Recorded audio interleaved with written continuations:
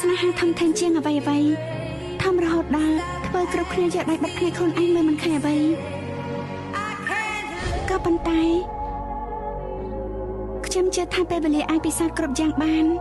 មិនដឹងចាប់ពីពេលណាមកពួកយើងចាប់ផ្ដើមសោកក្រោះមិនមានពីអ្វីនិយាយគ្នាច្រើនដូចមុនពួកយើងក៏ខានលើសម្លេងគ្នាយូរហើយដែរគ្មានពេលវេលាសើចសប្បាយជាមួយគ្នាទេពួកយើងលែងមានអារម្មណ៍រំភើបនឹងគ្នាទេ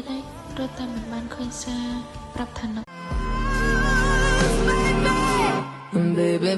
Baby, would you really go ahead and would you go ahead and just cry?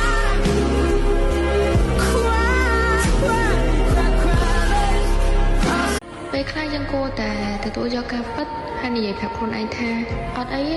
ធ្វើមិនវាកើតឡើងហើយជីវិតគឺអញ្ចឹងហើយមានឡើងមានចុះប៉ុន្តែដែលសំខាន់ណាស់យើងត្រូវតែក្រោកឡើងឈានជើងអាគេស្រឡាញ់មិនលងបែរលងងគេអត់ស្រឡាញ់ជីវិតនេះដូចគម្រងគិនមិនយល់ដោយរន្ទះគេបាញ់ថាវាសំតែបែជូតតែស្នេហ៍ដែលគេអត់ស្រឡាញ់បេះដូងវាឈឺឡើងសមបោកឡើង